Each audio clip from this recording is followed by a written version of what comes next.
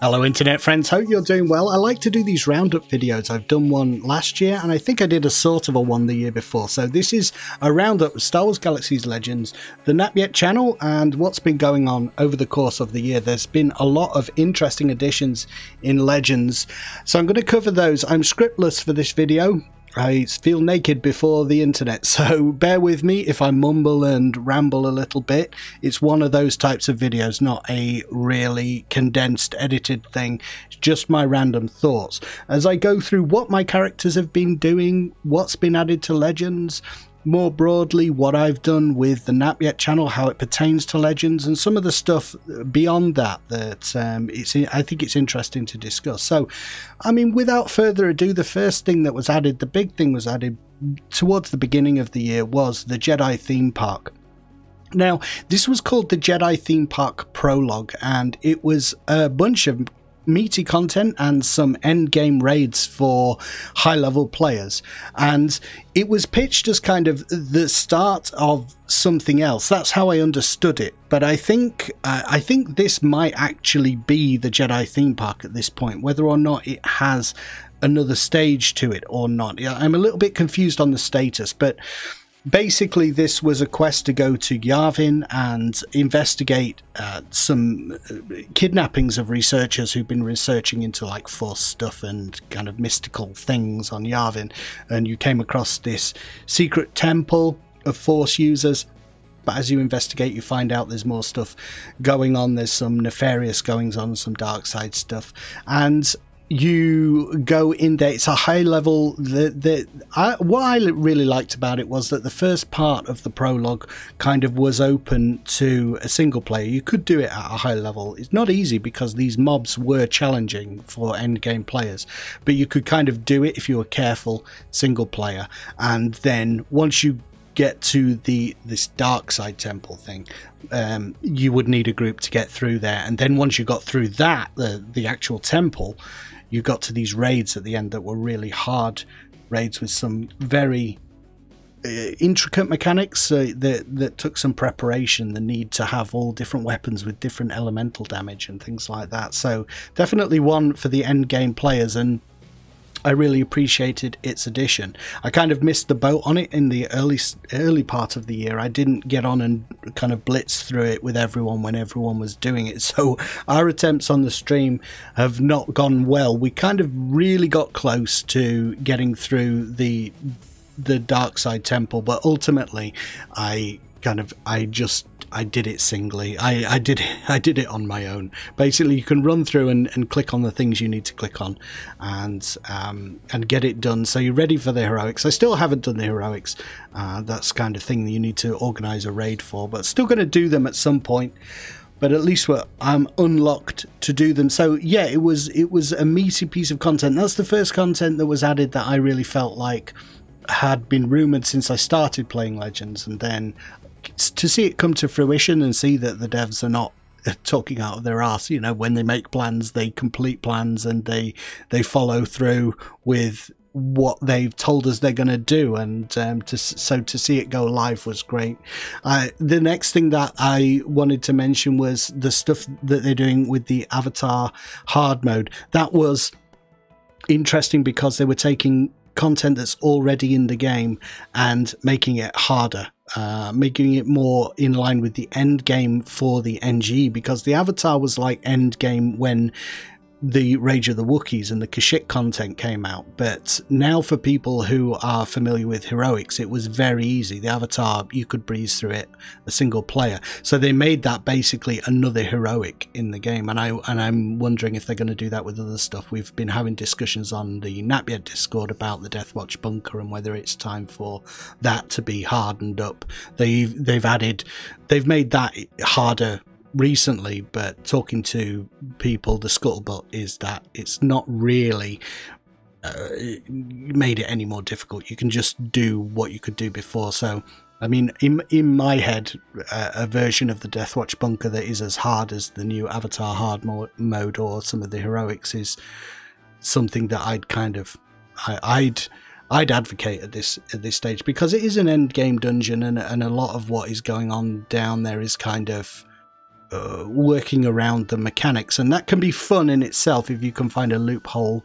The obvious one is the ability to cloak or to stealth through the majority of the bunker and target specific mobs, but that's a side note. But it's just the fact that they're making some of that content harder, the most obvious thing being the avatar hard mode, and whether that will spill out to other things. Another one that I've unlocked and have yet to do, heroics is my weak spot. You know, I do a lot of stuff solo, and I tend to group with people who already know the content, and I go through it with them. I've not done a lot of raiding where you kind of go in and just discover the mechanics yourself. I'm usually a little bit slower because I'm focusing on making videos and stuff, and not necessarily being the best at the game. I just kind of follow the people who are the best at the game and see what they're doing.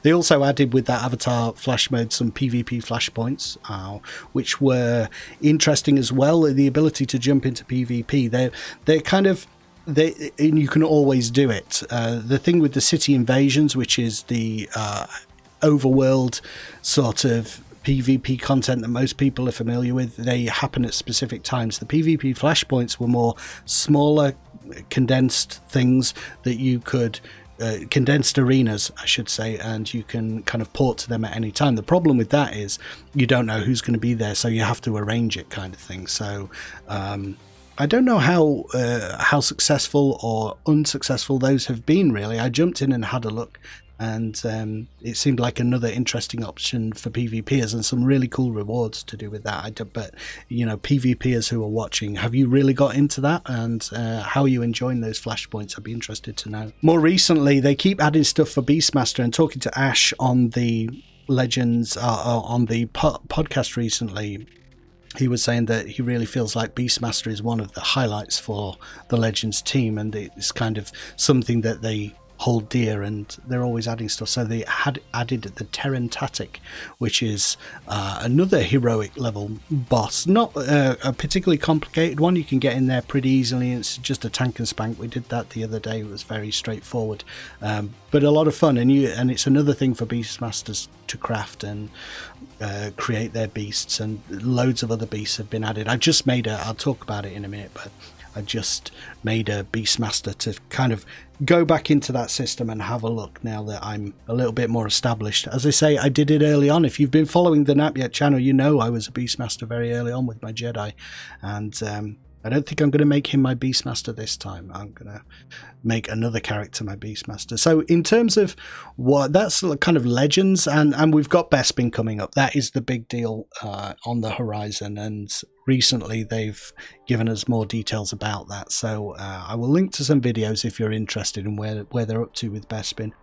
Okay, so one of the other things I did early on was I deleted a character, Techto, this year. This is specific to me, what I've been up to, because I'm always trying to balance playing the game with making videos about the game, and so it seemed to me I needed a character slot free in order to do some content for people that are just starting the game, because I'm at the end game now. Most of the people that I interact with are at the end game, but that's not the case for everyone. I need to be creating some content that is for lower level players, and I needed a slot free, so I deleted this character, and it deleted my house. I can't go into the details, but basically I didn't transfer ownership properly, and that was something that I thought, oh no, all this gear that I've got in the house, all these unlocks I've got and stuff, I'm going to lose it. But the CSRs were able to give it me back, and I did delete a character to create Napyet. So he's a low-level commando. So in conjunction with the kind of tutorials that I'm always doing, and the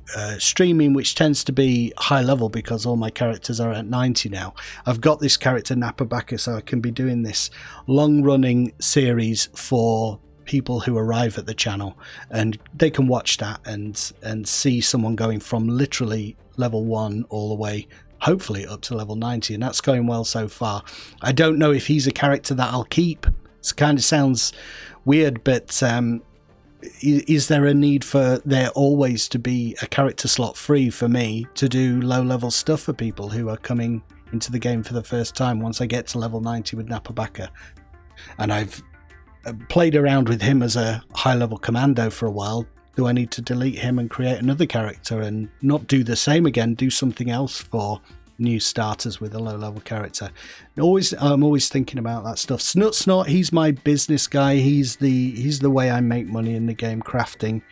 I usually craft the sort of rare statted chess pieces for people. They have an additional stat, and I do a lot of skill attachments with him, and that just means I can have a steady way of making money in the game. Crafting has always been the way I prefer to make money in Galaxies. It's a robust system, and running a business is just fun in and of itself. It's one of the main reasons that when I don't play Galaxies for a while, one of the things I want to do is go in and craft and have a business. So it's something you can't do in a lot of games. So he's not my main character, he's my main craft. He's my only crafter at this stage, and his business is going pretty well. I don't think I'll do any changes with him in the near future, just exploring different things to sell. You know, I don't really sell full suits of armor because there are people already doing that. I'm trying to find niches in the market where I can kind of fill in, and it's usually high level stuff that people want at the end game that I'm providing with him. But it's a lot of fun, continues to be a lot of fun with Snot to explore that stuff and try and be a successful merchant. Grist is one that I spent a lot of time. He's almost become my main character. Naplu seems semi-retired at this point because I've been doing a lot of, mostly it's been grouping with other people because he's a medic, and learning how to be a good medic with people on the streams and stuff. So, and when I'm streaming, I'm usually streaming with other people. So he's become almost a main. He's rivaling Naplu as my main now, and medicing. So I just follow people around really and try and keep them alive. But there's a whole skill. There's a whole skill set to do with that. You know, knowing when to. You draw from your health bar to boost your action so you can do more healing. There's I forget what the skill is called now, but you can kind of do that. So monitoring your energy levels is a whole thing, and knowing when to use stasis, knowing how to wait until you get the full benefit. You don't want to, you know, say someone takes 10% damage. That's not the time to use your big heal. You want to wait until it has the biggest effect possible, and knowing your cooldowns and stuff. So hopefully getting better with Grist. Naplu, as I said, he's kind of semi-retired, so I want to find something that Naplu can do solo, and I think this is going to be in connection with Deck, who is my entertainer. He basically has done nothing this year except buff people. When I deleted that character Techto, I needed an entertainer. So Deck, who was a rebel spy at one point, became my entertainer, but I felt like I'm not utilizing him properly. So recently, you see the footage in the background here, I've created a bioengineering lab in my house where Snort's bedroom used to be. I've modeled this on I think it's Dark Laboratories. They're kind of top tier Beastmasters on, I think it's Talus where they're based, and I got a lot of the gear for my Beastmastering from them, and took some of these design elements to create the shelves in the background. Those will all be filled with all the machinery and for creating pets and stuff. And Naplu sacrificed some of his points, his Jedi points, in him being able to extract DNA. I don't want anything else, don't want him to have a pet or anything. I just want him to be able to extract the DNA from the mobs that he kills. So I think that it gives me something to do with Naplu and Deck in tandem, really. So that's going to be interesting, exploring Beastmaster again, and maybe at some point when I get familiar. Similar with the reverse engineering, I'll feel confident doing a video. I really don't want to do videos until I've messed around with a system for a couple of months, because you really don't know what you're talking about until you're more familiar with it and you've done it for a while.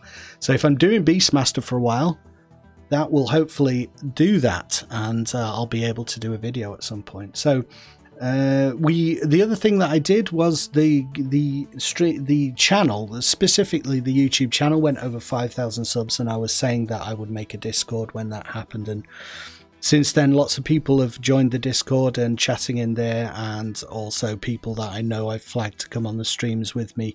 So it becomes more of a group effort rather than me just waffling onto the internet all the time. And that's going really well so far. Recently, the channel has taken a big leap forward in terms of the number of people who are subscribing a week, a month, and it's picking up steam. Like I was saying again on the podcast, I'm always expecting there to be a cap at the point at which the interest for Galaxies specifically tapers off, but it doesn't seem to be happening. It seems to be getting more and more interest, so that's great. I don't know necessarily why that is the case, apart from the fact that there's just an interest in this game, this older game that has these systems, and people want content geared around that. They want to know how to do things, and if they're coming to the game for the first time, or they're returning players who've forgotten a lot of it, which we all have when we've not played for a little while. I think in terms of the Napyet channel, I need to continue to be doing stuff that's a little bit off topic though. Galaxies is hugely enjoyable, and it's the thing that the game that I enjoy the most, but in terms of growing a YouTube channel, people don't realize that you have to do stuff that is off topic occasionally. People say don't do it, just do Legends. But I think there's a misconception that if you do something that is not the exact topic that people come to the channel for, that it's of no interest. There's a channel, even a channel like mine, which has become very Legends specific, can reach a broader audience, and it's important for the YouTuber to be trying to do that all the time. So case in point, the Cyberpunk video that I did recently has got 13,000 views in less than a week, and for our Legends videos that we do, that never happens, and that has brought in a load of new people to the channel. And when that happens on the YouTube back end, what happens as well, your other videos get boosted. So if 13,000 people are watching that Cyberpunk video, then your Legends videos, your other videos that you've done on the channel are getting suggested to them as well. You might be interested in this, you might be interested in this. They're all role-play games, they're all PC games, they're all kind of related, so your other videos get a boost. So for instance, my video about updating the one that's titled, it was about the Avatar platform, which has got a lot of views, but as soon as I posted that Cyberpunk video, that already successful video about Galaxies suddenly got a huge boost. And that's purely because I did the Cyberpunk video, because YouTube recognizes that and sees, there's huge interest in this channel, let's boost some of the other videos on the channel. So it's beneficial for Legends to keep doing that. It's beneficial for your main focus, because it brings new eyes on what you're doing, and ultimately being able to capitalize on trends and bring eyes onto what you're doing on YouTube is it's one of the most important things to learn, and it's one of the things that's the hardest to do. But when you first start, you think, I'll kind of do only the things that I'm interested in, and what you realize is to get people to watch, you've got to be watching what's going on, what's trending, and try and capitalize on that. So I hope people understand that, because it's really important, and that's what a kind of a successful YouTuber needs to be doing. You can't always do the thing that is the main thing. You can't always do the thing that you want to do at that very moment. You've got to try and see where you can capitalize. So for instance, like the Bespin stuff that's coming out, that's a big news thing that will hopefully reach a wider audience for Legends when they actually publish that. But those big news stories, those big content updates for Legends are a few and far between. They're not going to happen very often. So you need to find other things that are newsworthy, that might bring new viewers, new subscribers, new interested parties, people interested in roleplay, people interested in MMOs, PC games to the channel. So I'm going to have to keep doing that, you guys. I know you just want to see Legends, but try to think of it. I think I have a good group of people on the channel, and generally speaking, people get that because it's a game. It's a game. YouTube is a game the same way Legends is a game, and you've got to know the rules, know how it works, and know how to manipulate it.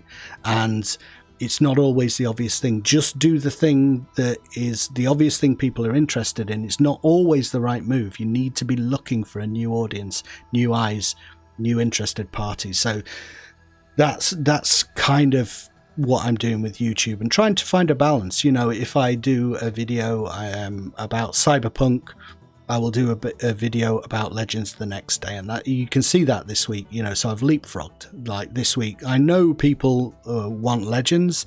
I also know it's a good idea to do Cyberpunk videos. How can I satisfy both? Well, do Cyberpunk, then Legends, then Cyberpunk, then Legends. So you can kind of be what is hopefully a little bit calculated and a little bit approach it with some I fear to say a little bit of intelligence as to how you do that, and try and get the new people, but also to satisfy the people who are already there.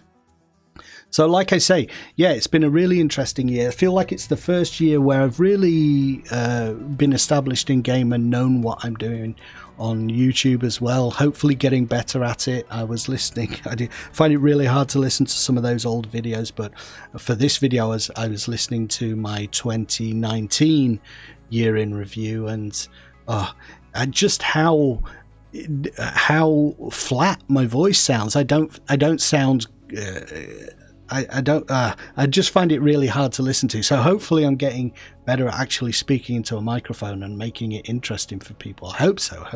Just trying to be myself anyway, and not be not pretend to be like as soon as you put a camera on people, as soon as you put a microphone in front of people, they think they have to act differently, and I don't think you do. If you can just find a way to be yourself, then that's the best way to approach certainly YouTube. That is a platform that I think people come to hear genuine opinion and to hear genuine enthusiasm and people being themselves. Anyway, so that's my year in review for next year. I'm waiting on Bespin. I'm going to see what's going to happen with that. I think once it drops, obviously there's going to be a lot to dig into there.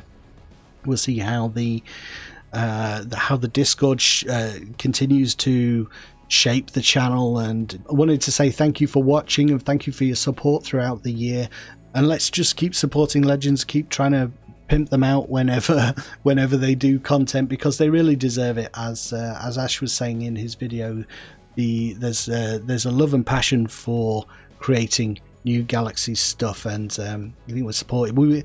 I was having an interesting conversation with someone the other day about the idea that the Bespin expansion might bring Galaxies and Legends in particular to the attention of people, you know, the lawyers and the legal side of things, and could it be dangerous in those terms?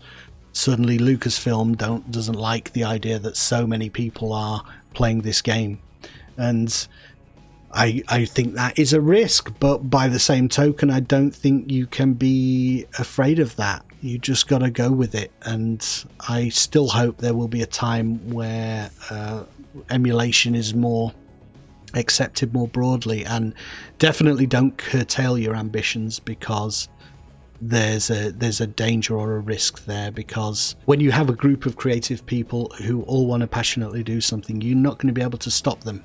So you just have to go with it, come what may, and hope that doesn't happen. But staying quiet and staying hidden for fear of that stuff happening, I would rather them just go for it, loud and proud, come what may, which is what they are doing with this Bespin expansion for sure.